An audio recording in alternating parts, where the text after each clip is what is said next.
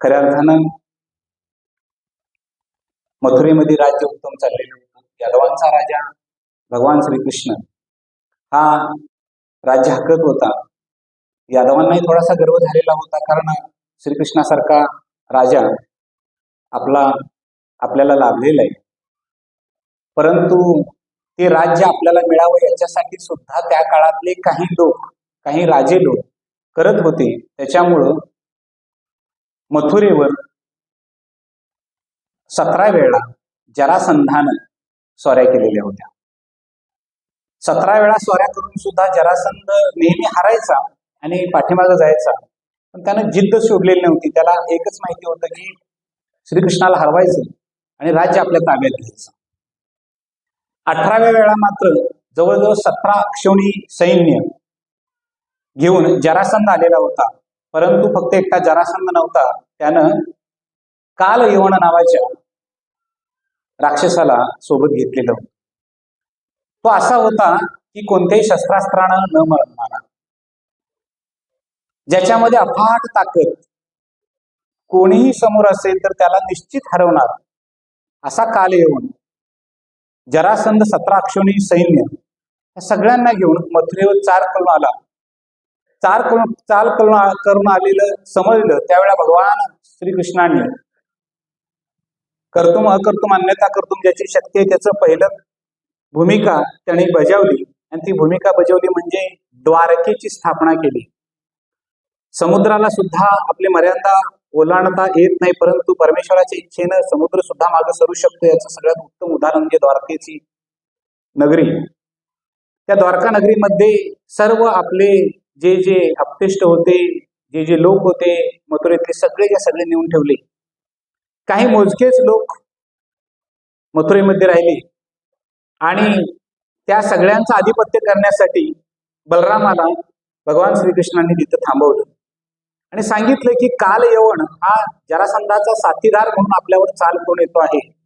तेव्हा चाल करून येत असताना आपल्याला एक करावं लागेल की मी द्वारका सोडतोय, दादा तू द्वारका सोडायची नाही, तू इथंच थांबायचं. बलरामाला आदेश दिला आणि भगवान श्रीकृष्ण मथुरेतून निघून गेले.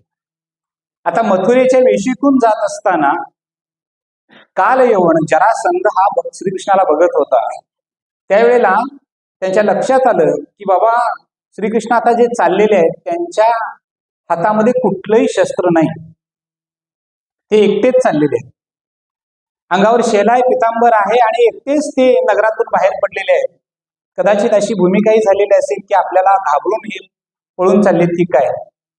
या पद्धतीनं कालयवनाच्या मनामध्ये शंका आली आणि त्याने ठरवलं की आता आपण जात असताना शस्त्र आपल्याला कशाला पाहिजे, कारण शस्त्र असणाऱ्यानं शस्त्र असणाऱ्या बरोबर युद्ध करायचं असतं. त्यांच्या हातात शस्त्र नाही म्हणजे आता आपणही शस्त्र घ्यायची काही गरज नाही, म्हणून कालयवनानं शस्त्र तिथंच ठेवलं. जरासंध मथुरेवर चाल करून गेला. त्यांचं आणि बलरामांचं द्वंद्व चालू झालं. कृष्णाला हरवायचं होतं, त्यामुळे श्रीकृष्णांच्या पाठोपाठ कालयवन आपल्या हातातील शस्त्र तसंच टाकलं त्यानं. आता म्हणला त्याच्या हातात शस्त्र नाही, आपल्या हातात शस्त्राची गरज नाही, म्हणून विना शस्त्र कालयवन त्यांच्या पाठीमागं चालले.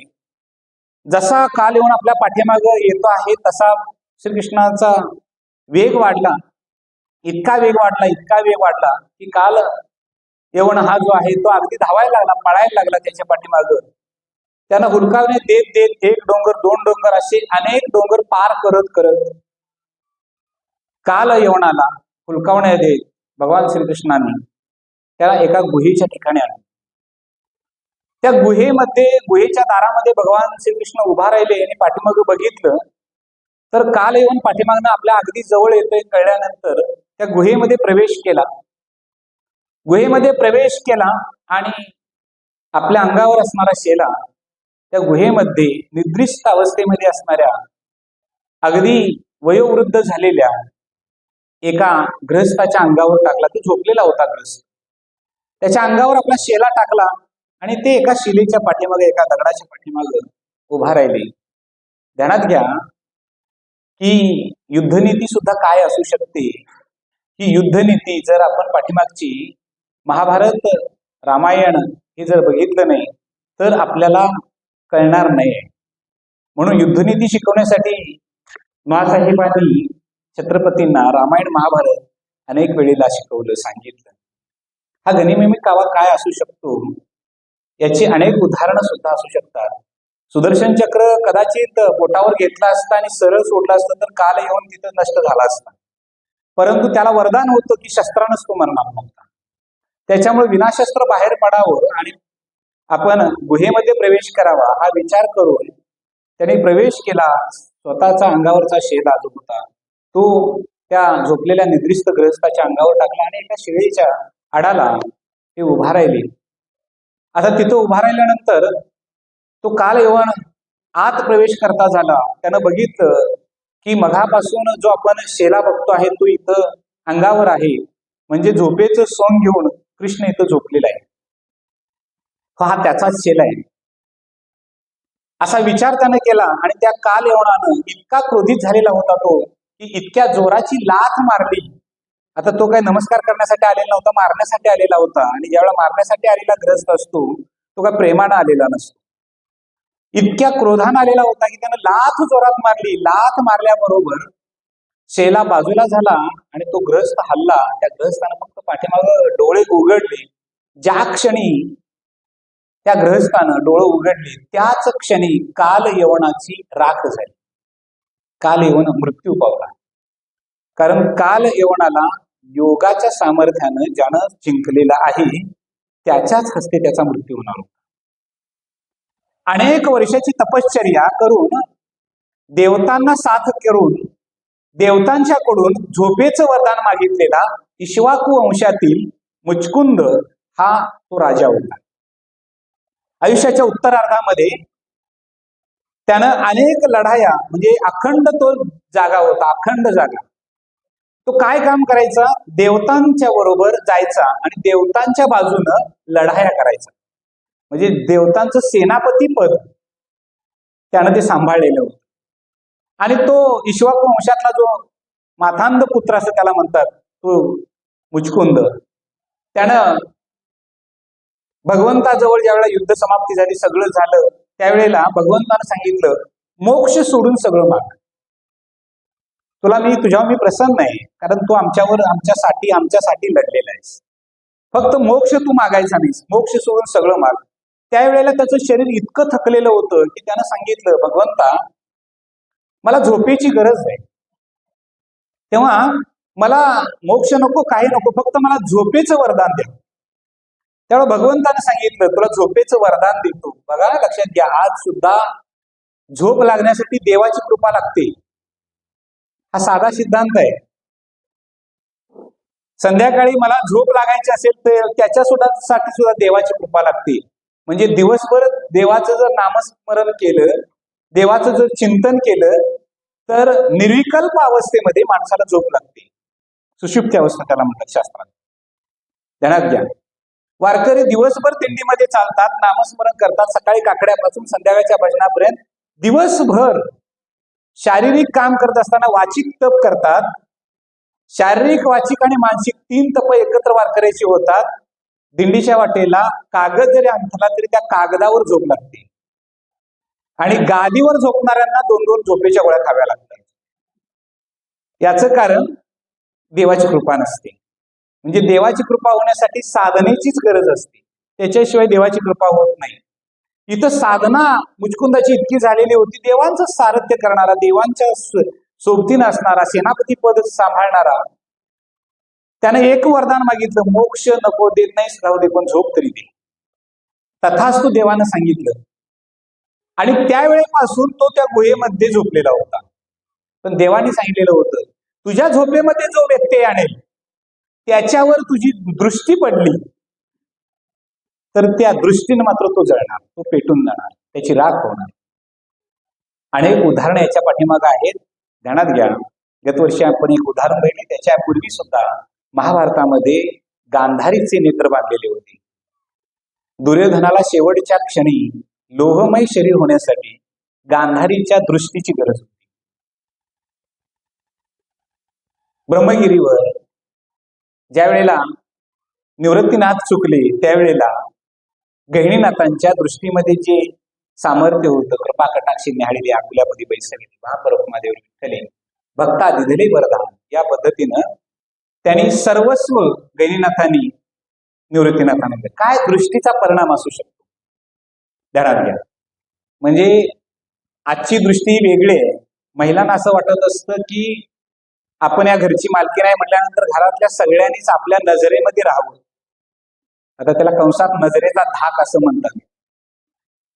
म्हणजे मुलांनी राहावं का सगळ्यांनीच राहावं? म्हणजे सगळ्यांच्या मध्ये कोण कोण आहे? म्हणजे आपल्या पतीनं सुद्धा आपल्या नजरेच्या धाकात असलं पाहिजे. नाही असं समजू नका सगळेच आहे, पण नजरेचा धाक हा वेगळा आहे. तिथं नजरेची ताकद आहे. तिथं मुचकुंदानं नुसतं डोळे उघडले आणि काल यवनाचा नाश झाला आणि भगवंत पुढे आले. श्रीकृष्ण पुढे आले. आता भक्ताच्या ठिकाणी भगवंताची खुणगाठ कळलेली असते, समजलेली असते. इक्ष्वाकू वंश म्हणजे राम प्रभू रामचंद्रांच्या काळातला, रामायण काळातला, त्याच्यानंतर महाभारत काळामध्ये हा झोपलेला आहे. झोपेचंच वरदान आहे. आता काल यवनाचा नाश झाला आणि तो मुचकुंदानं भगवान श्रीकृष्णांना समोर बघितलं आणि नमस्कार केला. म्हणले की प्रत्येक जन्मामध्ये मला भेटावं असं तुम्ही वरदान दिलेलं होतं, ते या जन्मामध्ये सार्थक झाले. म्हणजे या शरीराच्या उत्तरार्धामध्ये तुम्ही मला भेटला, भगवंताला नमस्कार केला, भक्ताची आणि देवाची भेट झाली. दोघांनी आलिंगन दिलं. आता शरीर संपणार होतं. मग त्यावेळेला मात्र मुचकुंदानं सांगितलं की भगवंता, या कामासाठी कदाचित मला ठेवलं असेल, आता मला जगच सोडायचंय, पण आता पुन्हा एक वरदान द्या की ज्या वेळेला मी जन्माला येईल त्यावेळेला पुन्हा तुम्ही सगुण रूपामध्ये मला भेटला पाहिजे. तुम्ही सगुण रूपामध्ये भेटला पाहिजे, एवढा वरदान तुम्ही द्या. तथास्तु. ठीक आहे म्हणली. तथास्तु म्हटले. आता त्यानंतर मुचकुंदाचा अवतार समाप्ती संपली. भगवंत द्वारकाधीश झाले त्यानंतर आणि राज्य हाकायला लागले. सगळं व्यवस्थित, सगळं अगदी व्यवस्थित चाललं. पण त्याच काळामध्ये महाराष्ट्रामध्ये, हे उत्तर भारतामध्ये झालेलं होतं आणि महाराष्ट्रामध्ये दिंडीर वन होते. त्या दिंडीर वनामध्ये एक बालक जन्माला. घरची सांपत्तिक स्थिती तशी बऱ्यापैकी, लक्षात घ्या, आणि सांपत्तिक स्थिती बऱ्यापैकी असल्यामुळं बाळ वाढायला लागलं, बोलायला लागलं, चालायला लागलं, फिरायला लागलं. वय हळूहळू वाढायला लागलं आणि वाढत्या वयामध्ये त्या बाळाचं लग्नही लावून देण्यात आलं. इतकी सुंदर आणि रूपवान पत्नी त्याला मिळाली. आईच्या आणि वडिलांच्या शब्दामध्ये असणारा आजचा बाळ हा पत्नीच्या शब्दामध्ये गेला. लोकव्यवहार आजचाही तोच आहे, पूर्वीचाही तोच होता. फक्त आता लोकांना कळत नाही काय करायचं, एवढाच फरक आहे. चरित्र का ऐकायचं, तर त्या चरित्रातून आपल्याला काय मिळतं लक्षात घ्या. तो शब्दाच्या बाहेर नव्हता. किंबहुना असं वर्णन आलेलं आहे की आई वडिलांच्या शब्दाच्या बाहेर जाऊन बायकोच्या शब्दात राहून आई वडिलांचा छळ करायला लागला. नाव आहे पुंडलिक. दिंडीर वनामध्ये जन्म झाला आणि पुंडलिकानं पत्नीच्या आवाक्यात राहून आई वडिलांचा छळ मांडला. पण पूर्व सुकृती अत्यंत उत्तम असेल तर काही साध्यही होऊ शकतं. या नियमानुसार पुंडलिकाच्या स्वप्नामध्ये भगवान विश्वेश्वर आले आणि त्यांना सांगितलं, बाबा तू का काशीची यात्रा करत नाहीस? आता देवानं येऊन सांगावं आणि ते मानावं. या पद्धतीनं पुंडलिकानं ठीक आहे म्हटले. दुसऱ्या दिवशी आई वडिलांचा निरोप घेतला, पत्नीचा निरोप घेतला आणि दिंडीर वन सोडलं. दिंडीर वन सोडून अगदी मजल दर मजल करत पुंडलिक काशी तीर्थक्षेत्राच्या ठिकाणी चालले. अजून काशीला जाण्यासाठी बराच कालावधी होता, बराच अंतर होतं. एवढं अंतर कापणं शक्य नव्हतं. मग जिथं जायचं, ज्या ठिकाणी वस्ती करायची त्या ठिकाणी, कारण पूर्वीचा कालखंड होता असा की श्वापद असायची, हिंस्र पशु असायचे, भाग अपरिचित होता. मग ज्या ठिकाणी गाव आहे, झोपडी आहे, वस्तीची एखादी व्यक्ती आहे, अशा ठिकाणी वस्ती करायची आणि मग पुढचा प्रवास करायचा, ही पूर्वीची पद्धत होती. त्याच्यासाठी गावोगावी धर्मशाळा तयार झाल्या. हा चालला एका वनातून चाललेला होता, एका जंगलातून चाललेला होता आणि पुंडलिक जाताना आता त्यांच्या लक्षात आलं की आता तिन्हीसांज व्हायला लागलेली आहे, रात्र लवकर होईल. तेव्हा जवळ कुठेतरी आसऱ्यासाठी, निवाऱ्यासाठी, अंग टाकण्यासाठी जागा बघावी म्हणून इकडं तिकडं बघायला लागले, तर मळलेली पाय वाट सापडली. मळलेल्या पाय वाटेनं ते हळूहळू पुढे जायला लागले. त्यांच्या लक्षात आलं समोर एक आश्रम आहे. त्या आश्रमाच्या अगदी जवळ गेले आणि आत बघितलं, बोलण्याचा आवाज येते म्हणजे कोणीतरी लोक राहायला आहेत एवढं कळलं. आत प्रवेश केला आणि एक दाढी वाढलेली, जटा बांधलेले, हातामध्ये कमंडलू आहे असे एक ऋषी बाहेर आले आणि त्या ऋषींनी विचारलं, बाळ कुठं चाललास? मी काशीला चाललो. नाव काय? या शरीराला पुंडलिक असं नाव ठेवलं. ठीक आहे, काय हरकत नाही, आजच्या दिवस राहा, उद्या सकाळी पहाटे निघून जा, तुझ्या भोजनाची मी व्यवस्था करतो, ऋषींनी सांगावं. पुंडलिक तिथंच ओट्यावर थांबलेला आहे. आतल्या बाजूला त्या ऋषींचे आई वडील आहेत झोपलेल्या अवस्थेमध्ये. मुचकून या ऋषींच्या आश्रमामध्ये गेलेल्या पुंडलिकानं सगळं दृश्य निहाळत होता. आता अतिथी देवो भव हा कुलाचार धर्म आहे. या पद्धतीनं स्वयंपाक रांधला आणि त्या मुनींनी पुंडलिकाला 4 घास खाऊ घातले. पात्र बाजूला केले गेलं, हात धुतले आणि थोडासा तो तसाच बसला आणि आत काहीतरी आवाज येतोय हे त्यांच्या लक्षात आलं. म्हणून त्यांनी अगदी त्या झोपडीच्या झळक्यातून, म्हणजे आता झोपडी म्हणजे लक्षात आले असेल, पुढे बेळ बांधले असतील किंवा काट्या बांधले असतील, त्याच्यातून सहज दिसतात एक मिणमिणता प्रकाश आहे. त्या प्रकाशाची वात थोडीशी मोठी आहे आणि दोन्ही आई वडिलांचे डोके दोघांच्या मांडीवर दोन्ही घेतलेले आहेत आणि एक एक घास अतिशय गोड शब्दामध्ये बोलत त्या ऋषींनी घालायला सुरुवात केली. तोंडामध्ये घास घालायची, ते खायचे, चावायचे, गप्पा गोष्टी चालल्या. आता जेवण झालं, तोंडावर हात फिरवला, या ऋषींनी हात धुतला आणि पुन्हा येऊन आत गेले, आत बसले. त्या दोघांचे चरणकमल आई वडिलांची आपल्या दोन्ही मांडीवर घेतली आणि पाय दाबायला सुरुवात केली. पाय दाबता दाबता त्यांना झोप लागली, म्हणजे झोप लागेपर्यंत पाय दाबले आणि ऋषी बाहेर आले. दोघांच्या काहीतरी गप्पा गोष्टी चालल्या. त्याच्यामध्ये फक्त त्या पुंडलिकाला ओळख झाली की हे साधेसुधे स्वामी नाहीत, त्यांचं नाव कुक्कुट स्वामी. नावातून किंवा चर्चेतून नाव कळलं आणि मग मात्र कुक्कुट स्वामींनी सांगितलं, बाळ रात्र वाढत आहे, तुला सकाळी जायचंय, तेव्हा विश्रांती घे, मी आई वडिलांची सेवा करण्यासाठी आज जातो. ते आत आई वडिलांच्या दालनामध्ये गेले आणि पुंडलिक मात्र त्या बाहेरच्या ओटीवर तिथं झोपलेलं आहे. झोप लागते न लागते एवढ्यात काहीतरी शृंगाराचा, अलंकारांचा, दागिन्यांचा किंवा पैंजनाचा आवाज त्यांच्या कानावर आला. इतक्या रात्री पैंजनाचा आवाज ऋषींच्या आश्रमामध्ये, म्हणून पुंडलिक उठूनच बसला. बघितलं तर अत्यंत कुरूप असणाऱ्या स्त्रिया एका पाठीमागून एक येत होत्या. त्यांनी पुंडलिकाकडे बघितलं सुद्धा नाही. पुंडलिकानं मात्र त्यांच्याकडे बघितलेलं होतं. अगदी एक एक पाय आत आश्रमात पाय टाकल्यानंतर पैंजनाचा आवाज सुद्धा बंद झाला. कुलाचार धर्म काय असतो हे पुराण जाणल्याशिवाय कळत नाही. लक्षात घ्या. रस्त्यावरून येताना पायाचा पैंजनाचा आवाज होता, आत आश्रमात आल्यानंतर पैंजनाचा आवाज सुद्धा थांबला. पावलं हळूहळू पुढे चाललेली होती.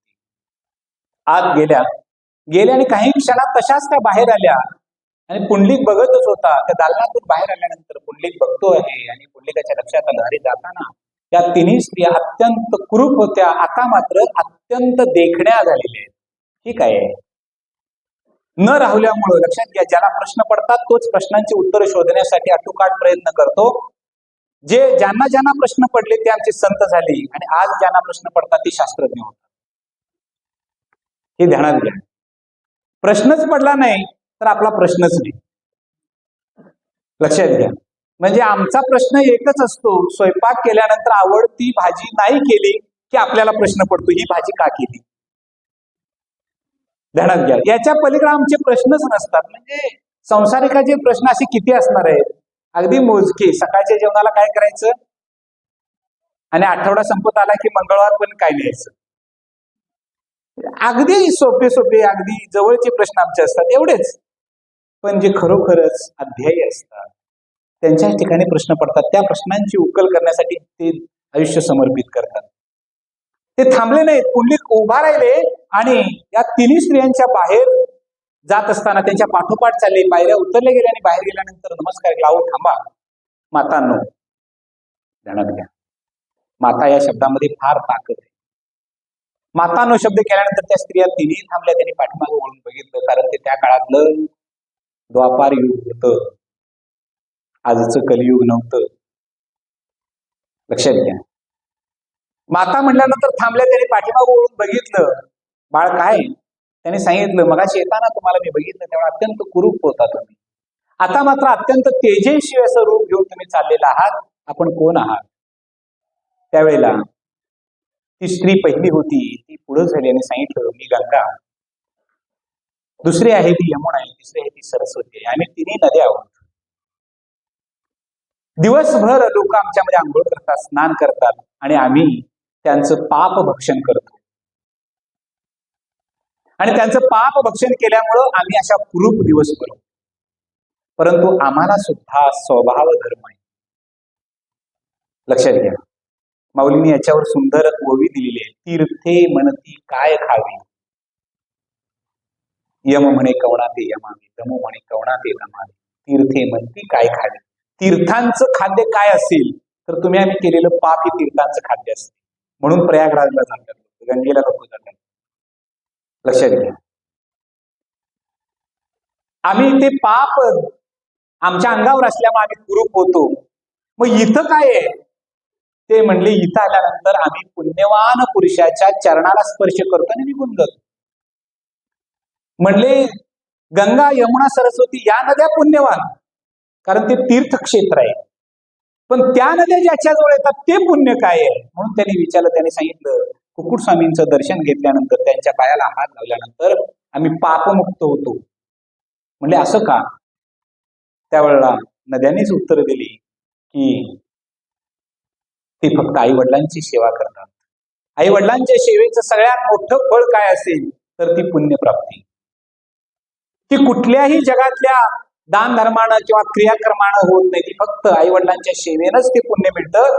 आणि त्याच्यासाठी आम्ही त्यांच्या दर्शनाला येतो. त्यांचं दर्शन घेतलं की आम्ही दोषमुक्त होतो, पापमुक्त होतो. आज लक्षात ठेवा, जे आई वडिलांना वृद्धाश्रमात ठेवतात त्यांची अवस्था त्यांची काय होईल भविष्यात. जे आई वडिलांना बघत नाहीत त्यांची अवस्था काय होईल लक्षात घ्या. म्हणून मी म्हणतो, का चरित्र ऐकायचं? चरित्र नुसतं ऐकायचं नाही, चरित्र जगायचं. ज्यावेळेला आपण चरित्र जगतो त्यावेळेला चारित्र्यवान होतो. तोपर्यंत आपण चारित्र्यवान होऊ शकत नाही. आणि मग लक्षात आलं, पुंडलिक ओट्यावर जाऊन उभा राहिला. तो वाट बघत होता की कुकुटमुनी कधी उठतात. ते ध्यानाला बसलेले होते. पहाटेचा प्रहर होता आणि ध्यान झाल्यानंतर कुकुटमुनी बाहेर आले. त्यांच्या चरणाला स्पर्श केला आणि सांगितलं की मुनीवर मला माफ करावे, कारण मी पत्नीच्या अंकित राहून माझ्या आई वडिलांचा निक्षेप केला. तुम्ही माझे डोळे उघडले, कारण ज्यांचे आई वडील जिवंत आहेत तिथंच काशी क्षेत्र आहे. मी आता काशीला जात नाही, मी आता पाठीमागे. त्यावेळेला दोघांचा संवाद फार मोठा आहे. मी पूर्ण सांगत नाही, कारण आपल्याला चरित्र महत्वाचं बघायचं आहे. पुढे फार मोठा संवाद झाला. पण त्या संवादाचं तात्पर्य एक निघालं की आई वडिलांची सेवा हे सगळ्यात मोठं पुण्य आहे. कुकुट स्वामींचा हा संदेश मनामध्ये अंतःकरणामध्ये उतरवला आणि पुंडलिकानं पहाटेच्या प्रहरी तो आश्रम सोडला. तो पुढं विश्वेश्वराकडे जाण्यासाठी, काशीकडे जाण्यासाठी नाही, तर ते पुन्हा दिंडीर वनाकडे येण्यासाठी. तो परता झाला आणि पुन्हा दिंडीर वनामध्ये आला. आई वडिलांचं हृदय होतं. कितीही मुलानं छळ केला तरी माफ करण्याची ताकद फक्त आई वडिलांच्या जवळ असते. पती पत्नींच्या मध्ये पतीनं अपराध केला तर पत्नी कदाचित माफ करू शकत नाही. मी कदाचित हा शब्द मुद्दाम वापरतोय. माफ करणाऱ्या अनेक स्त्रिया असतील पण कदाचित माफ करू शकणार नाही. पण आई वडिलांच्या ठिकाणी आई वडिलांचा छळ जरी केला तरी, जर मुलगा माझं चुकलं म्हणून जर आई वडिलांच्या जवळ गेला एवढं मोठं अंतःकरण असतं. ज्यांना वृद्धाश्रमामध्ये ठेवलेल्या आई वडिलांना सुद्धा जर विचारलं तुमच्या मुलाचा छळ करावा असं तुम्हाला वाटतंय काय, तर ते म्हणतील आमचा छळ झाला तर चालेल, पण माझा मुलगा सुखी असला पाहिजे.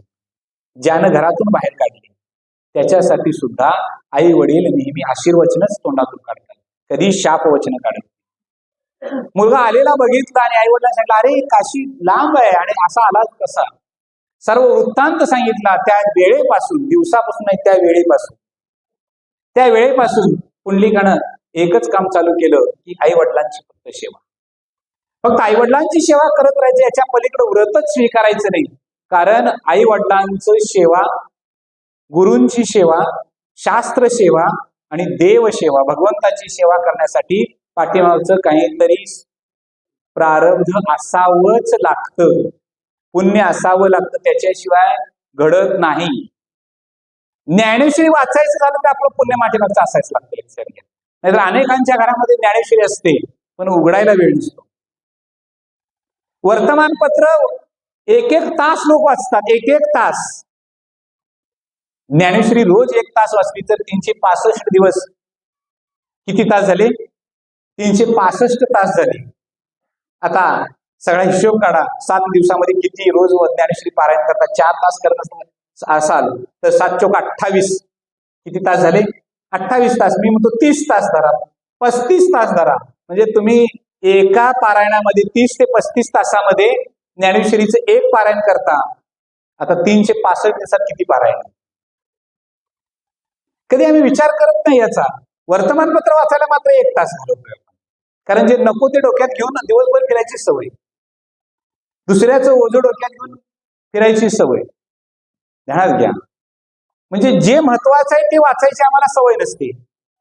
ज्याच्यातून उद्धार पावणार आहे आपण, ज्याच्यातून ज्ञान मिळणार आहे, ज्याच्यातून संसार कसा करायचा हे कळणार आहे, परमार्थ कसा करायचा हे कळणार आहे, ते ज्ञान आम्हाला नको असतं. फक्त यानं खून केला, त्यानं मारामारी केली, हे सगळं आम्हाला डोक्यात पाहिजे असतं. आणि कुणी कुणाची जिरवली आणि कोण कोणाला जिरवायला उठलाय, याच्या पलीकडे आमचा काही संबंध नसतो वर्तमानपत्राचा. वर्तमानपत्र वाचून मुक्त झालाय अशी एखादी बातमी वर्तमानपत्रात आली आहे काय? म्हणजे मी वर्तमानपत्र टीका करतोय असं अजिबात नाही. त्याच्यामधलं मधलं पान कोण वाचतच नाही, संपादकीय पान कोण वाचतोय? वाचत. ते महत्वाचं असतं, जागतिक घडामोडी त्याच्यात असतात, ते कोण वाचत नाही. आमच्या तरुण पोरांना एकच लागतं, विश्वसंचार बघायचा, विषय संपला आमचा वर्तमानपत्राचा. आणि त्याच्यातून सवड गावली तर माझ्या राशीला आज काय सांगितले, तुझी रास शिल्लक आहे कुठे सरळ? अशी रास जर बघत आमचे महात्मे बसले असते तर ते महात्मे झाले असते का? ध्यानात घ्या. त्या वेळेपासून चालू केलं आई वडिलांची सेवा. इतकी सेवा घडली, त्या सेवेचं फळ म्हणजे भगवान श्रीकृष्णांना राज्य सांभाळत असताना लक्षात आलं, अरे आपण मुचकुंदाला वचन दिलेलं होतं. काय वचन दिलेलं होतं? की तुला सगुण रूपामध्ये मी भेटतो. त्याचा जन्मही झालाय, तो वाढलाय आणि त्याची साधना झाली. लक्षात घ्या, पूर्वजन्मीमध्ये ऋषी जरी असला तरी जन्म नवीन मिळाल्यानंतर साधना झाल्याशिवाय देवाची प्राप्ती होत नाही. यातनं काय बोध घ्यायचा तो घ्या. लक्षात घ्या. म्हणजे कुणी कुणाला स्वतःला ज्ञानी समजायचं नाही, मी फार मोठी साधना करतोय, मी फार मोठा ज्ञानी आहे, अजिबात समजायची गरज नाही. ते प्रारब्धानं तुला मिळालेलं ज्ञान आहे. पण साधना नाही केलीस ना तर ते ज्ञान सुद्धा वाळू हातात घेतल्यावर कशी निष्ठून जाते तसं निघून जाईल, कळणार पण नाही. म्हणून साधना, त्या साधनेनं देव कळला आणि साधनेनं देवाला कळलं. साधना काय करायची? देव कळतो. आणि आपली साधना कुणाला कळते? देवाला कळते. आपल्या साधनेवर कदाचित लोक हास्या करतील, कदाचित लोक म्हणतील हे काय कळते याला, लोक म्हणतील. लोकांच्यासाठी साधना नाही, साधना कोणासाठी? देवाला कळण्यासाठी, परमेश्वराला कळण्यासाठी. त्या भगवंताला कळलं, अरे मी राजा होऊन इथं बसलोय, पण मी माझ्या भक्ताला दिलेलं वचन, त्या वचनासाठी देव शोधत शोधत शोधत दिंडीरवणापर्यंत आला.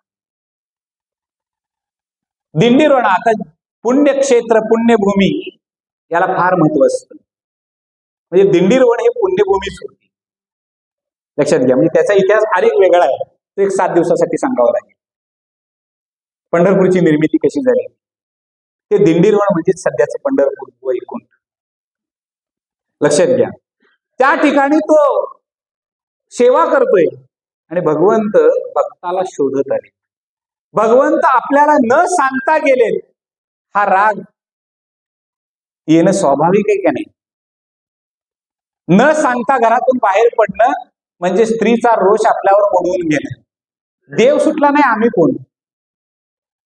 म्हणून प्रवचनला कीर्तनला जाताना सांगायला लागते प्रवचनला चाललोय मी. तुम्ही सांगत नसाल पण माझी अवस्था सांगते. स्त्रीचा रोष जर पत्करायचा नसेल, लक्षात घ्या, सांगावं लागतं. देवानं सांगितलंच नाही. अहो प्रत्येक वेळा जाताना रुक्मिणी माता म्हणायची मला सांगून जात होता, आता सांगितलंच नाही मला. आपल्याला न सांगता गपगुमाळत चालले देव. आपण का जाऊ नये, आपण का बघू नये. म्हणून रुक्मिणी माता सुद्धा पाठीमागणं यायला. दिंडीरवणाचा प्रारंभ झाला आणि दिंडीरवणाचा प्रारंभ झाल्यानंतर तो शोधायला लागला भक्ताला. आता त्याला शोधायसाठी, याचा अर्थ शोधणे ही व्यावृत्ती आहे. लक्षात घ्या, लक्षण आहे. ज्याला वाच्यार्थ म्हणता येत नाही, लक्षार्थ घ्यायचा शब्दाचा. भगवंताला देव शोधत येण्यासाठी भक्ताला लागत नाही, लक्षण आहे. त्याला माहिती होतं, परंतु भक्ताची पुन्हा परीक्षा घ्यायची असते. द्यायचं नसतं तसं. घेशी तेव्हा देशी ऐसा तू उदारा. आधी सेवा घेतली आणि मग आला आणि विचारायला लागला, पुंडलिका मी आलोय, तुला दिलेलं वचन पाळण्यासाठी आलोय. पुंडलिकानं सांगितलं माझं वचन पाळण्यासाठी तू आला असेल, पण माझ्या हातात आई वडिलांची सेवा आहे, मला वेळ नाही तुझ्याकडे. काय सामर्थ्य आहे. साधनेचं सामर्थ्य किती वाढतं हे साधना करण्याला कळतं. लक्षात घ्या. वर्षभर विद्यार्थ्यांना अभ्यास करावा आणि परीक्षा देऊन यावं, त्याच्या चेहऱ्यावरचं जे समाधान आहे ना, ते साधनेचं समाधान आहे. आणि 3 तासच पेपरला बसावं आणि कुणीतरी काहीतरी आणून द्यावं आणि त्याच्यावर पेपर सोडवावा. तो सोपा गेला म्हणून सांगेल, सगळा लिहिला म्हणून सांगेल येऊन, पण समाधान नाही. पास होईल तो, पण समाधानानं नाही. त्याला माहित असते मला या पेपरला या व्यक्तीने एवढं सहकार्य केले. समाधान कुठं आहे. साधी सामान्य गोष्ट असते. लक्षात घ्या. म्हणजे आपल्या भागामध्ये जर बघितलं तर वरणा नावाची गोष्ट आहे. वरणा बांधाचा चवीला चांगला असतो. वरणा बिन पाण्याचा वरणा असतो, तो अति चवीला जादा असतो, बरोबर आहे ना. पण तो वरणाच्या शेंगा मागून विकत घेऊन आला तर चवीला चांगला असतो. काय कळलं का तुम्हाला.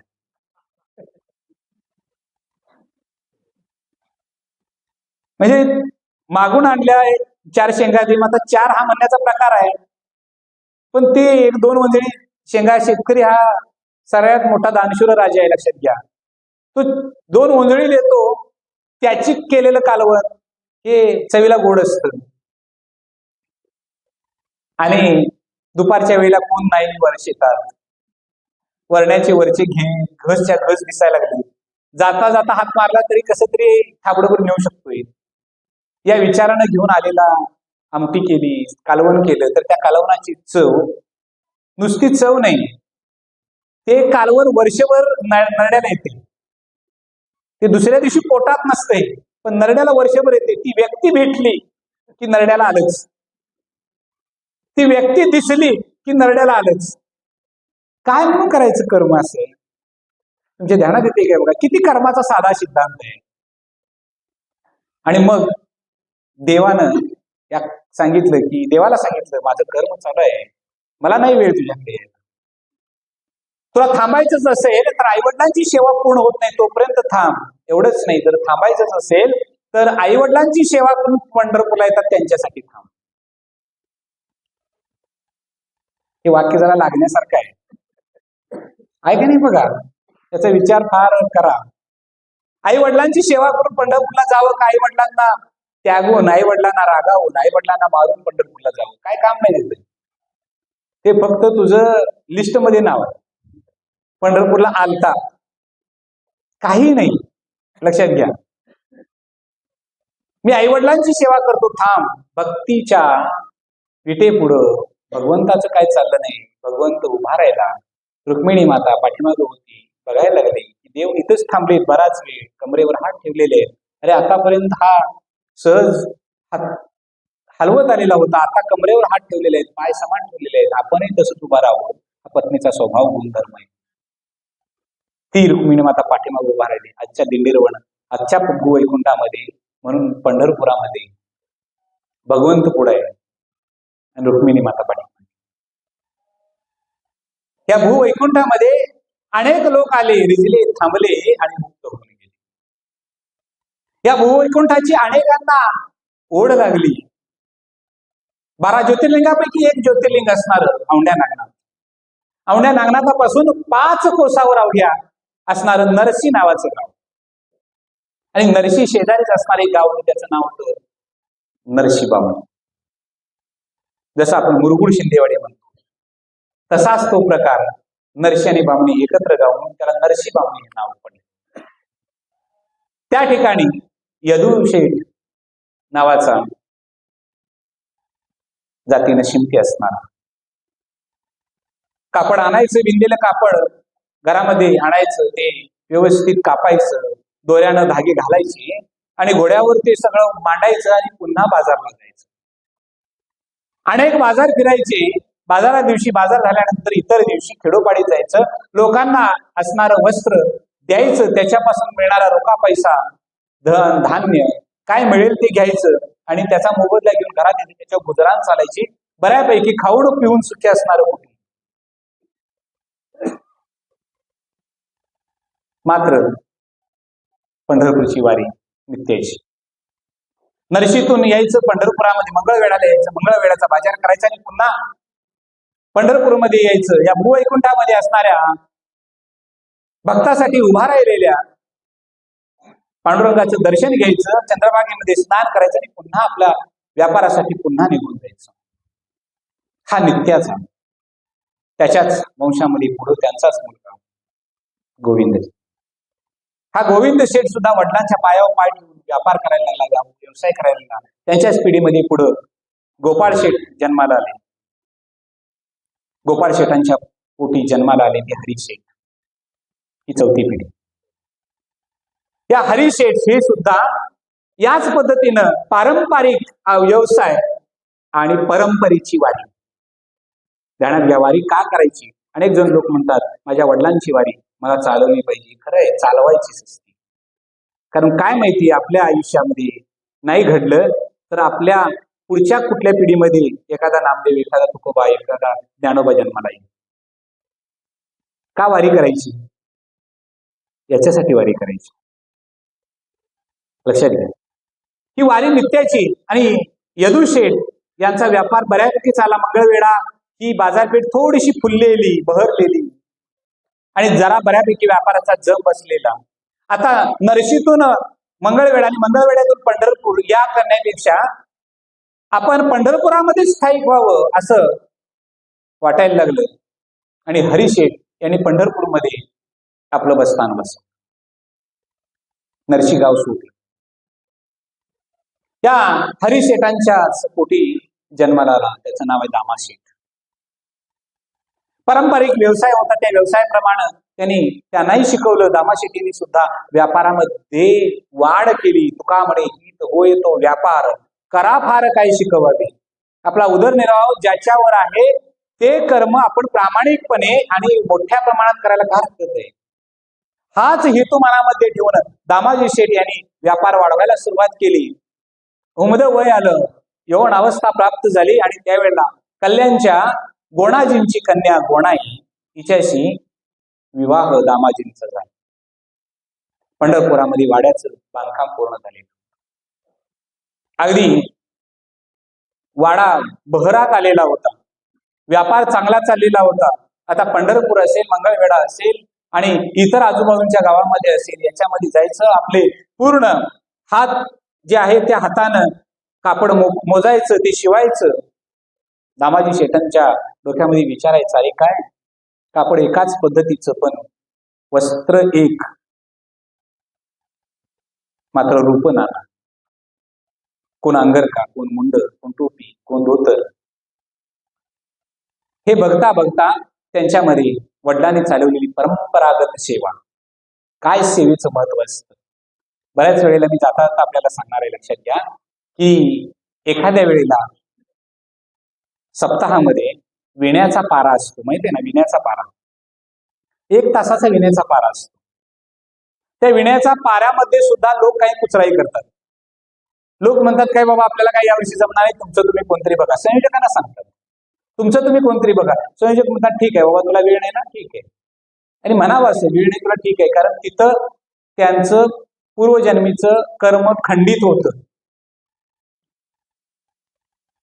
तुझ्या आजोबांनी विना या वेळा घेतलाय, वडिलांनी घेतलाय, आता वडील नाहीत, तू घे, हे सांगणं आपलं संयोजकांचं काम आहे. पण हट्टाला पेटलेला एखादा ग्रस्त समोरच असेल तर आपलं काय चालतंय, आपण तिथंच थांबतोय, लक्षात घ्या. आणि तिथे सेवा खंडित होती. ज्या सेवेचं फळ मिळणार असतं तिथं आणि भगवंत त्या ठिकाणी अडचणी आणत असतो. सेवेमध्ये अडचण नाही, देवाचं काम, आणि सेवा सफल करणं हे आपलं काम. ध्यानात घ्या. माझ्या निराशीची गा देवा, तुकोबा म्हणतात त्या पद्धतीनं या हरिशेठनी पंढरपुरामध्ये ज्या वेळेपासून आले त्यावेळेपासून एक सेवा चालू केलेली होती. त्या सेवेचं नाव होतं, घरामध्ये सकाळच्या वेळेला केलेलं जे अन्न आहे, शिजवलेलं जे भोजन आहे, त्या भोजनाचं पहिलं पात्र हे विश्व वैकुंठ असणाऱ्या पांडुरंगाच्या समोर दाखवायचं आणि मगच घरच्यांनी भोजन करायचं, तोपर्यंत भोजन करायचं नाही. गोणाई सुद्धा सून म्हणून आली आणि त्या सुनेला सुद्धा हा नाद छंद लागला की जसं आपल्या सासरेबुवांच्या सासूबाईंनी चालवलं तसंच आपण सुद्धा चालवायचं. दामाजी सत्वशील होते, गुणी होते, आध्यात्मिक होते, व्यापार उत्कृष्ट करणारे होते, व्यवसाय सांभाळणारे होते आणि भगवत भक्त सुद्धा होते. तसे आता गोणाई सुद्धा, कारण गोणाईला कल्याणमध्ये असताना वडिलांच्या घरी काही संस्कार देवधर्माचे झालेले. लोक आता म्हणतात काय करायचं देवधर्म करून, काय होतंय तुम्हाला, काय होत नाही, पण संस्कार होतात.